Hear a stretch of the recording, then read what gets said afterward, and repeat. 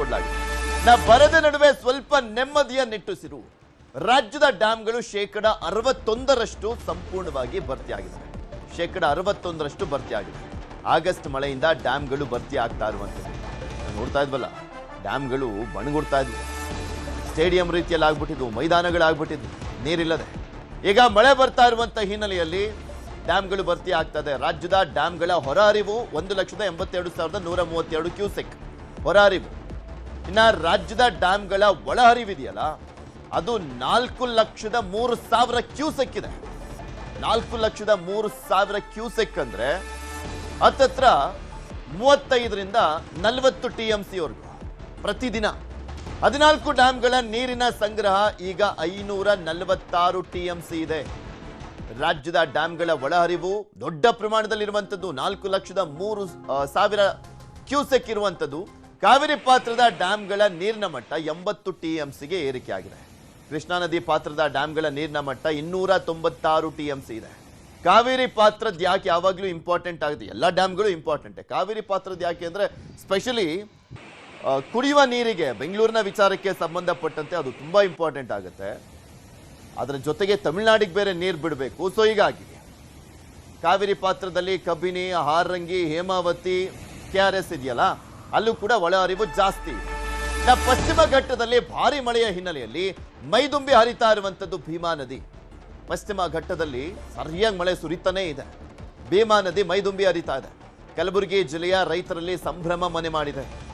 ನಿಮಗೆ ಕೆಲವೊಂದು ಭಾಗಗಳಲ್ಲಿ, ಕಿತ್ತೂರು ಮತ್ತೆ ಕಲ್ಯಾಣ ಕರ್ನಾಟಕ ಭಾಗದಲ್ಲಿ ಮಳೆ ಬರ್ತಾ ಇಲ್ಲ, ಆದ್ರೆ ಬೇರೆ ಕಡೆ ಮಳೆ ಬರ್ತಾ ಇರುವಂತದ್ದು ನೆರೆ ಸೃಷ್ಟಿ ಮಾಡ್ತಾ ಇದೆ. ಅದರ ಜೊತೆಗೆ ಡ್ಯಾಂಗಳು ಭರ್ತಿ ಆಗ್ತಾ ಇದೆ. ಅಲ್ಲಿ ಅಫ್ಜಲ್ಪುರ, ಜೇವರ್ಗಿ ತಾಲೂಕಿನ ರೈತರಲ್ಲಿ ಸಂತಸ. ಭೀಮಾ ನದಿಗೆ ಅಪಾರ ಪ್ರಮಾಣದ ನೀರನ್ನ ರಿಲೀಸ್ ಮಾಡಲಾಗಿದೆ. ಭೀಮಾ ನದಿ ಪಾತ್ರದ ಗ್ರಾಮಗಳಲ್ಲಿ ನೆರೆಯ ಭೀತಿ ಇದೆ. ಮಳೆನೇ ಬಂದಿರಲಿಲ್ಲ ಅಲ್ಲಿ, ಈಗಲೂ ಏನು ಬಂದಿಲ್ಲ, ಆದರೆ ನೆರೆ ಪಶ್ಚಿಮ ಘಟ್ಟದಲ್ಲಿ ಮಳೆ ಆಗ್ತಾ ಇರುವಂಥ ಹಿನ್ನೆಲೆಯಲ್ಲಿ ನೀರು ಬರ್ತಾ ಇದೆ. ಭೀಮಾ ನದಿಯಲ್ಲಿ ಉಕ್ಕಿ ಹರಿತಾ ಇದೆ, ಮೈದುಂಬಿ ಹರಿತಾ ಇದೆ, ಜೀವ ಕಳೆ ಕಾಣಿಸ್ತಾ ಇದೆ. ಮಹಾರಾಷ್ಟ್ರದ ವಿವಿಧ ಜಲಾಶಯಗಳಿಂದ ಸೊನ್ನಾ ಬ್ಯಾರೇಜ್ಗೆ 91,670 ಕ್ಯೂಸೆಕ್ 91,670 ಕ್ಯೂಸೆಕ್ ಅಂದ್ರೆ ಹತ್ತತ್ರ 8.5 TMC ನೀರು ಬರ್ತಾ ಇದೆ. ಸೊನ್ನಾ ಬ್ಯಾರೇಜ್ನಿಂದ ಭೀಮಾ ನದಿಗೆ 95,000 ಕ್ಯೂಸೆಕ್ ನೀರನ್ನ ರಿಲೀಸ್ ಮಾಡಲಾಗಿದೆ. ಮತ್ತು ಅಂತ ಹತ್ತತ್ರ 1,00,000 ಕ್ಯೂಸೆಕ್. ಇದೆಲ್ಲದ್ರ ಬಗ್ಗೆ ಇನ್ನಷ್ಟು ಡೀಟೇಲ್ಸ್ ಅನ್ನ ಕೊಡ್ತಾ ಹೋಗ್ತಾರೆ ನಮ್ಮ ಪ್ರತಿನಿಧಿ. ನೇರ ಸಂಪರ್ಕದಲ್ಲಿ ಜಾಯ್ನ್ ಆಗಿದ್ದಾರೆ ಮೈಸೂರಿನಿಂದ ನಮ್ಮ ಪ್ರತಿನಿಧಿ ಆನಂದ್, ಹಾಗೆ ಬೆಳಗಾವಿಯಿಂದ ನಮ್ಮ ಪ್ರತಿನಿಧಿ ಚಂದ್ರಕಾಂತ್ ಸುಗಂಧಿ. ಮೈಸೂರಿಂದ ಮಾಹಿತಿಯನ್ನ ಪಡ್ಕೊಳ್ತಾ ಹೋಗೋಣ. ಫಸ್ಟು ಆನಂದ್, ಕಾವೇರಿ ಪಾತ್ರದಲ್ಲಿ ಅಲ್ಲೂ ಕೂಡ ಧಾರಾಕಾರವಾಗಿ ಮಳೆ ಆಗ್ತಾ ಇದೆ. ಮಲೆನಾಡು ಭಾಗದಲ್ಲಿ ಮಳೆ ಆಗ್ತಾ ಇರುವಂತ ಹಿನ್ನೆಲೆಯಲ್ಲೂ ಕೂಡ ಒಳಹರಿವಿನ ಪ್ರಮಾಣ ಜಾಸ್ತಿ ಆಗ್ತಾ ಇರುವಂತದ್ದು. ಸೊ ಯಾವ ರೀತಿ ಡ್ಯಾಮ್ಗಳಲ್ಲೂ ಕೂಡ ಜೀವ ಕಳೆ, ರೈತರಲ್ಲೂ ಕೂಡ ಸಂತಸ ಮೂಡ್ತಾ ಇದೆ ಅಂತ? ಪೃಥ್ವಿ, ಪ್ರಮುಖವಾಗಿ ರಾಜ್ಯದ 14 ಜಲಾಶಯಗಳಲ್ಲೂ ಕೂಡ ಇದೀಗ ಸುಮಾರು 546 TMC ನೀರಿನಷ್ಟು ಸಂಗ್ರಹ ಆಗಿರುವಂಥದ್ದು. ಪ್ರಮುಖವಾಗಿ ಏನು ಕಾವೇರಿ ಪ್ರದೇಶದ ಡ್ಯಾಮ್ಗಳು ಅಂತ ಹೇಳ್ಬೋದು, KRS ಇರ್ಬೋದು, ಕಬಿನಿ, ಹಾರಂಗಿ, ಹೇಮಾವತಿ ಜಲಾಶಯಗಳು ಕೂಡ ಒಳಹರಿವು ಸಾಕಷ್ಟು ಹೆಚ್ಚಾಗ್ತಾ ಇರುವಂಥದ್ದು. ಪ್ರಮುಖವಾಗಿ 14 ಏನು ರಾಜ್ಯಾದ್ಯಂತ ಇರುವಂತಹ ಜಲಾಶಯಗಳಲ್ಲಿ 4 ಲಕ್ಷಕ್ಕೂ ಹೆಚ್ಚು ಅಂದ್ರೆ ಲಕ್ಷ ಕ್ಯೂಸೆಕ್ಸ್ ನೀರು ಒಳಹರಿವು ಬರ್ತಾ ಇದ್ರೆ 1,82,000ಕ್ಕೂ ಹೆಚ್ಚು ಕ್ಯೂಸೆಕ್ಸ್ ನೀರನ್ನ ಹರಿಬಿಡ್ಲಾಗ್ತಾ ಇರುವಂತದ್ದು ನದಿಗೆ ಹಾಗೂ ಏನು ಕ್ಯಾನಲ್ಗಳಿಗೆ. ಇನ್ನು ಪ್ರಮುಖವಾಗಿ KRS, ಕಬಿನಿ, ಹಾರಂಗಿ, ಹೇಮಾವತಿ ನೋಡೋದಾದ್ರೆ ಕಳೆದ 4-5 ದಿನಗಳಿಂದಲೂ ಕೂಡ ಕಬಿನಿಯಿಂದ ಸುಮಾರು 25,000ಕ್ಕೂ ಹೆಚ್ಚು ಕ್ಯೂಸೆಕ್ಸ್ ನೀರನ್ನ ತಮಿಳುನಾಡಿಗೆ ಹರಿಬಿಡ್ಲಾಗ್ತಾ ಇದೆ. ಅಲ್ಲಿಗೆ ತಮಿಳುನಾಡಿಗೆ ಬಿಡಬೇಕಾದಂತಹ ನೀರನ್ನ ಈಗಾಗಲೇ ನಾವು ಬಿಟ್ಟಾಗಿರುವಂತದ್ದು. ಮತ್ತೊಂದು ಕಡೆ 100 ಅಡಿಗೂ ಹೆಚ್ಚು ನೀರು ಈಗಾಗಲೇ ಏನು KRS ಡ್ಯಾಮ್ ನಲ್ಲಿ ಸಂಗ್ರಹ ಆಗಿರುವಂತದ್ದು. ಕಬಿನಿ ಡ್ಯಾಮ್ ನಲ್ಲಿ 19.52 TMC ನೀರಿನಷ್ಟು ಸಾಮರ್ಥ್ಯವನ್ನು ಹೊಂದಿದೆ. ಅದು 18.62 TMC ನೀರಿನಷ್ಟು ಈಗಾಗಲೇ ಸಂಗ್ರಹ ಆಗಿರುವಂತದ್ದು. 124 ಅಡಿ ಹೊಂದಿರುವಂತಹ KRS ನಲ್ಲಿ ಈಗಾಗಲೇ 100ಕ್ಕೂ ಹೆಚ್ಚು ಅಡಿ ನೀರು ಸಂಗ್ರಹ ಆಗಿರುವಂತದ್ದು. ಇನ್ನು ಬಹುತೇಕವಾಗಿ ಹಾರಂಗಿ ಜಲಾಶಯದಿಂದ ಭರ್ತಿ ಆಗಿರುವ ಕಾರಣಕ್ಕಾಗಿ ಅಲ್ಲಿಂದ ಪ್ರತಿನಿತ್ಯವೂ ಕೂಡ 10,000 ಕ್ಯೂಸೆಕ್ ನೀರನ್ನ ಹರಿಬಿಡ್ಲಾಗ್ತಾ ಇದೆ.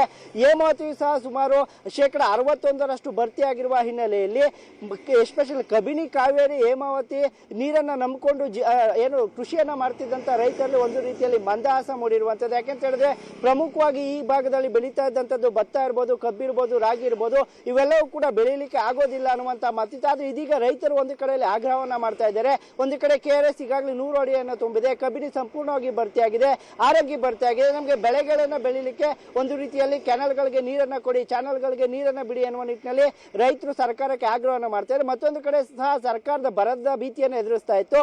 ಆದ್ರೆ ಈ ಭಾಗದಲ್ಲಿ ಸದ್ಯಕ್ಕೆ ಯಾವುದೇ ಅಂತಹ ಸ್ಥಿತಿ ಸದ್ಯಕ್ಕೆ ಇಲ್ಲ. ಆದರೆ ಕೆಲವೊಂದು ತಾಲೂಕುಗಳಲ್ಲಿ ಬರದ ಭೀತಿ ಇರುವಂತದ್ದು.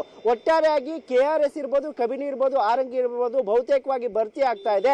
ಮತ್ತೊಂದು ಕಡೆ ಆರಂಗಿಯೂ ಸಹ ಇದೇ ರೀತಿ ಒಳಹರಿವು ಬರ್ತಾ ಇದೆ. ಅದು ಇನ್ನೊಂದು 10-15 ದಿನಗಳಲ್ಲಿ ಭರ್ತಿ ಆಗುತ್ತೆ. ಆ ಭಾಗದಲ್ಲಿ ರೈತರ ಬೆಳೆಗಳು ಒಣಗ್ತಾ ಇದ್ವು, ಅದರ ಜೊತೆಗೆ ನೀರ್ ಬಿಟ್ಟಿಲ್ಲ ಅನ್ನುವಂಥದ್ರ ಬಗ್ಗೆನೂ ಕೂಡ ಆಕ್ರೋಶ ಇತ್ತು. ಈಗ ಮಳೆ ಪ್ರಮಾಣ ಜಾಸ್ತಿ ಇದೆ, ಅದರ ಜೊತೆಗೆ ಒಳಹರಿವಿನ ಪ್ರಮಾಣ ಕೂಡ ಜಾಸ್ತಿ ಇದೆ. ಸೊ ಹೀಗಾಗಿ ರೈತರಿಗೆ ಬೆಳೆಯನ್ನ ಬೆಳ್ಕೊಳ್ಳಿಕ್ಕೆ ಮತ್ತೊಂದ್ ಕಡೆ ಬೆಳೆಗಳಿಗೆ ನೀರು ಬಿಡುವಂತ ಕೆಲಸ ಏನಾದ್ರೂ ಆಗ್ತಾ ಇದೆಯಾ? ಪೃಥ್ವಿ, ಏನು ರೈತರು ಈಗ ಸರ್ಕಾರವನ್ನ ಹಾಗೂ ಜಿಲ್ಲಾಡಳಿತಗಳನ್ನ ಅದನ್ನೇ ಪ್ರಶ್ನೆ ಮಾಡ್ತಾ ಇದ್ದಾರೆ. ನೀರಿರ್ಲಿಲ್ಲ, ನೀವು ಬೆಳೆಗಳನ್ನ ಬೆಳಿಬೇಡಿ ಅಂತ ಹೇಳಿದ್ರೆ. ಆದ್ರೆ ಇದೀಗ ಏನು ಡ್ಯಾಮ್ಗಳಲ್ಲಿ ನೀರು ಭರ್ತಿ ಆಗ್ತಾ ಇದೆ, ಒಳಹರಿವಿನ ಪ್ರಮಾಣ ಹೆಚ್ಚಿದೆ. ಈಗಾಗಲೇ 25,000 ಕ್ಯೂಸೆಕ್ ಕಬಿನಿಂದ ಹೋಗ್ತಾ ಇದೆ.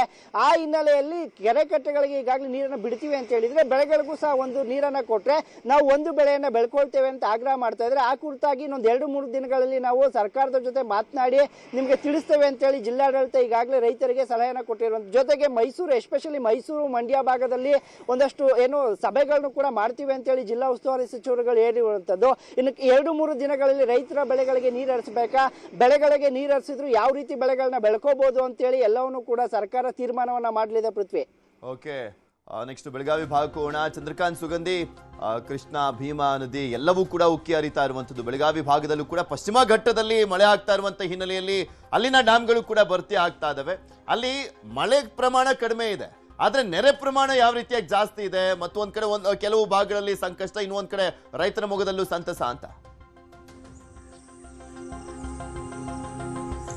ಪೃಥ್ವಿರಾಜ್, ಪ್ರಮುಖವಾಗಿ ಬೆಳಗಾವಿ ಜಿಲ್ಲೆಯಲ್ಲಿ 2 ಡ್ಯಾಮ್ ಬರುತ್ತೆ. ಅದು ನವಿಲುತೀರ್ಥ ಜಲಾಶಯ, ಮತ್ತೊಂದು ಹಿಡಕಲ್ ಜಲಾಶಯ. ಈ ಜಲಾಶಯಗಳ ಮೇಲೆ ಕೇವಲ ಬೆಳಗಾವಿ ಅಷ್ಟಲ್ಲದೆ ಪಕ್ಕದ ಬಾಗಲಕೋಟೆ, ಗದಗ, ಹುಬ್ಬಳ್ಳಿ, ಧಾರವಾಡ, ಹಾವೇರಿ ಜಿಲ್ಲೆಯ ಜನರು ಕೂಡ ಅವಲಂಬಿತ ಆಗಿರ್ತಕ್ಕಂಥದ್ದು. ಈಗಾಗಲೇ ಜೂನ್ ತಿಂಗಳಲ್ಲಿ ಸಂಪೂರ್ಣವಾಗಿ ಜಲಾಶಯಗಳು ಖಾಲಿಯಾಗಿದ್ದು ಆತಂಕಕ್ಕೆ ಕಾರಣವಾಗಿತ್ತು. ಡೆಡ್ ಸ್ಟೋರೇಜ್ ಹಂತಕ್ಕೆ 2 ಜಲಾಶಯಗಳು ತಲುಪಿರ್ತಕ್ಕಂಥದ್ದು. ಈಗ ಮಹಾರಾಷ್ಟ್ರದ ಪಶ್ಚಿಮ ಘಟ್ಟ ಪ್ರದೇಶ ಮತ್ತು ಖಾನಾಪುರದ ಪಶ್ಚಿಮ ಘಟ್ಟ ಪ್ರದೇಶದಲ್ಲಿ ವ್ಯಾಪಕವಾಗಿ ಮಳೆ ಆಗ್ತ ಕಾರಣಕ್ಕಾಗಿ 2 ಜಲಾಶಯಗಳಿಗೆ ನೀರು ಹರಿದು ಬರ್ತಾ ಇದೆ. ಒಂದ್ ಕಡೆ ಹಿಡಕಲ್ ಜಲಾಶಯ 51 TMC ಸಾಮರ್ಥ್ಯದ ಹಿಡಕಲ್ ಜಲಾಶಯದಲ್ಲಿ ಇವತ್ತು 42 TMC ಅಷ್ಟು ನೀರು ಸಂಗ್ರಹವಾಗಿದೆ. 80% ಈಗ ಡ್ಯಾಮ್ ಭರ್ತಿ ಆಗಿರ್ತಕ್ಕಂಥದ್ದು. ಈ ಕಾರಣಕ್ಕಾಗಿ ಡ್ಯಾಮ್ ನಿಂದ ನೀರನ್ನ ರಿಲೀಸ್ ಮಾಡಲಾಗುತ್ತೆ. ಡ್ಯಾಮ್ ನ ಎಡದಂಡೆ ಮತ್ತು ಬಲದಂಡೆ ಕಾಲುವೆಯನ್ನು ನಂಬಿಕೊಂಡು ಸಾವಿರಾರು ಎಕರೆ ಪ್ರದೇಶದಲ್ಲಿ ಏನು ಬೆಳೆಯಲಾಗಿದ್ದಂತ ಭತ್ತಕ್ಕೆ ಈ ಬಾರಿ ನೀರು ಕೊಡಲ್ಲ ಅಂತೇಳಿ ಸರ್ಕಾರ ಹೇಳಿತ್ತು. ಆದ್ರೆ ಈಗ ಡ್ಯಾಮ್ ಏನು 80% ಭರ್ತಿ ಆಗಿದ್ದ ಕಾರಣಕ್ಕೆ ನೀರು ಹರಿಸುವಂತ ಸಾಧ್ಯತೆ ಇದೆ. ಹೀಗಾಗಿ ರೈತರು ಒಂದು ರೀತಿ ಸಂತಸವನ್ನಗೊಂಡಿದ್ದಾರೆ. ಈ ಒಂದು ಡ್ಯಾಮ್ ಅನ್ನು ನಂಬಿ ಬೆಳಗಾವಿ ಮತ್ತು ಬಾಗಲಕೋಟೆ ಭಾಗದಲ್ಲಿ ಕೃಷಿಯನ್ನ ರೈತರು ಮಾಡ್ತಾರೆ. ಕಬ್ಬನ್ನ ಅತಿ ಹೆಚ್ಚು